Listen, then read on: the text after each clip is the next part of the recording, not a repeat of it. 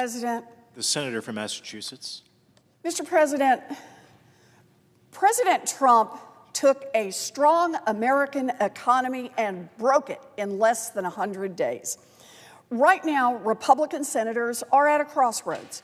Will they vote to stop Trump's chaotic tariffs and save our economy, or will they continue bending the knee to Donald Trump? That is the vote that we are forcing tonight. When he ran for office, Donald Trump promised over and over and over that he would lower costs on day one. Those were his words, lower costs on day one. In fact, he said after he was elected that it was one of the main reasons that he won. But as soon as the election was over, he ignored that promise. Instead of working to lower costs on day one, he has decided to start the dumbest trade war in U.S. history, which is already increasing costs for American households and damaging our economy. So let's take a step back and talk about what's happened since Trump started this trade war. The stock market took the biggest plunge since the early days of the pandemic, sinking millions of Americans' retirement accounts. Businesses have begun hiking prices and laying off workers. Americans are worried they won't be able to survive a cratering economy. And just today, Americans woke up to the news that Donald Trump single-handedly shrunk our economy in 3 months and raised the cost of their groceries.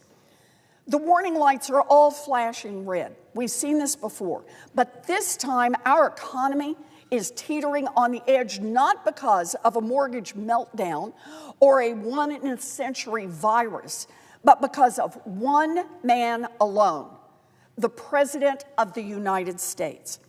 Unless we reverse course quickly, many economists believe that a recession is inevitable. And like all recessions, the pain will fall the hardest on working families.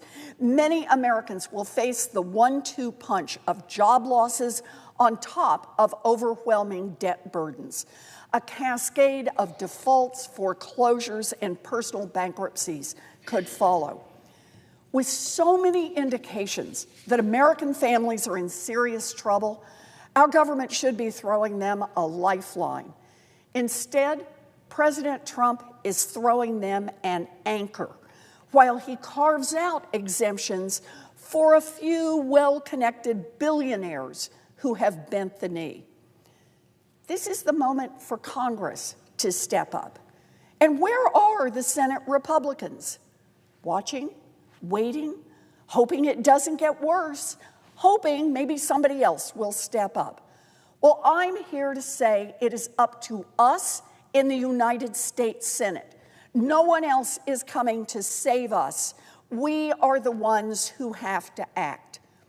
If Republicans care about the American people, they will vote yes on our resolution today and turn off the fake emergency that Donald Trump is using to impose his on-again, off-again, red light, green light tariffs, the tariffs that are pushing our economy off a cliff.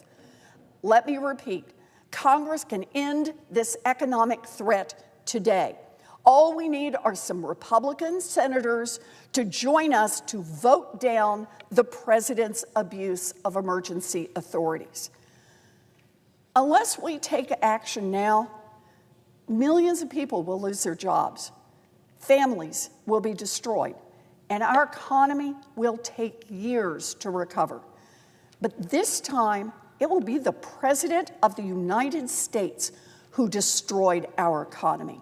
And it will be congressional Republicans who helped him do it because they didn't have the spine to stand up to Donald Trump. So I say to my Republican colleagues, let's get this done. You have a choice. You can either continue to enable Donald Trump's tariff chaos, or you can actually stand up for your constituents. It is truly that simple. The chaos and corruption of Trump's first 100 days can be curbed. The president is no king, and he only has as much power as Congress is willing to let him keep.